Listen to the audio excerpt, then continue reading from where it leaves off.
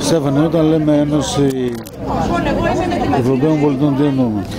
Δεν συναλλάσσει Ευρωπαίων Πολιτών. Εννοούμε ότι είμαστε και οι Έλληνες του Πόντου οικουμενικοί. Πολίτες του, είμαστε κοσμοπολίτες. Ποτέ δεν ήμασταν στο μικρό κοσμό μας. Επομένως νιώθουμε πολίτες της Ευρώπης και με κουβαλώντας την εύξηνο από την πλευρά του Πόντου λογική και ιστορία μας, είμαστε παρόντες και στην Ευρώπη. Αυτό εννοούμε και δραστηριοποιούμεθα μέσα στα πλαίσια της Ευρωπαϊκής Ένωσης.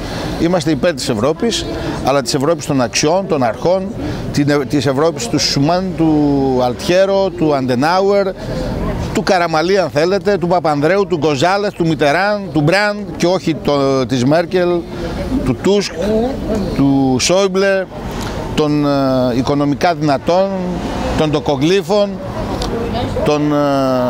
όχι της αλληλεγγύης, και γι' αυτό θα παλεύουμε και θα συνεχίσουμε να παλεύουμε, γιατί είναι οι αξίες που μας κράτησαν ζωντανές στον ιστορικό Πόντο 2.000 χρόνια. Αυτές κουβαλήσαμε μετά την προσφυγιά μας στη Μητροπολιτική Ελλάδα, αυτές κουβαλήσαμε μέσα στην Ευρώπη και αυτές θέλουμε να μεταλαμπαδεύσουμε και να δίνουμε στους Ευρωπαίους συμπολίτες μας. Να συνεχίζουν η αντιπροσωπεία των 85 εκπροσώπων από την Ελλάδα και το εξωτερικό, γιατί είναι και από την Αυστραλία από ό,τι είδατε και από την Ευρώπη από ό,τι είδατε και από την πρώην Σοβιετική Ένωση, συνεχίζουν έναν αγώνα που έχουμε ξεκινήσει το 1992 για τα ανθρώπινα και θρησκευτικά δικαιώματα στην Τουρκία, έναν αγώνα που έχουμε ξεκινήσει για να προβάλλουμε την μεγάλη παρουσία των ελληνοχριστιανικών μνημείων που καταστρέφονται, αλλοιώνεται η φυσιογνωμία τους ή μετατρέπονται σε τζαμιά.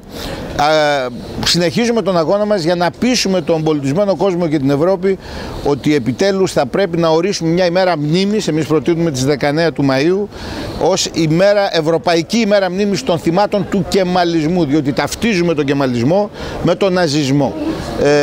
Ήταν τα όσα συνέβαιναν την περίοδο 14-23, είναι γνωστό από νεότουρκους και κεμαλιστές, είναι ακριβώς η αρχή και το αγκονάρι πάνω στο οποίο ο Χίτλερ ακούμπησε και είπε κιόλας, ποιος θυμάται μετά τόσα χρόνια τη γενοκτονία των χριστιανικών πληθυσμών, των αρμενικών πληθυσμών. Εμείς συνεχίζουμε τον αγώνα μας αυτόν και με τις ευλογίες του Σεβασμιωτάτου κιόλας που μας τίμησε σήμερα στην επιμνημόσυνη δέση που κάναμε, θα συνεχίσουμε να δούμε τη μάχη μας με μια λεπτομέρεια. Είναι μια μάχη μαραθώνια, δηλαδή συνεχής.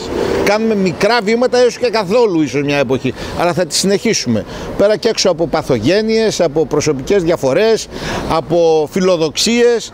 Ο αγώνας αυτός είναι για στη μνήμη των 350.000 Ελλήνων του Πόντου, αλλά είναι κυρίως στη νέα γενιά αυτό που παραλάβαμε να το μεταφέρουμε και να το δώσουμε για να υπάρχει συνέχεια στη μνήμη. Και αν δεν υπάρχει συνέχεια, χωρίς τη μνήμη δεν υπάρχει ταυτότητα. Και χωρίς την ταυτότητα δεν υπάρχουμε, διότι ο Πόντος δεν υπάρχει για να βγάζει ποντίους.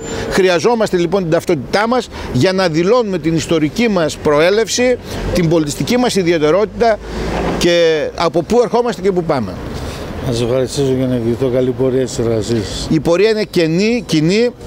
Εγώ είμαι ένα απλό μέλος αυτής της προσπάθειας της Ευξήνου Λέσχης Ευρωπαίων πολιτών. Νομίζω τα νέα παιδιά που έχουν μπει ανεξαρτήτου ηλικίας και πρωτοπορούν σε αυτή την προσπάθεια, είναι βέβαιο ότι τα αποτελέσματά τους θα είναι ουσιαστικά όσο βάθος χρόνου και χρειαστεί να πάρει αυτή η προσπάθεια.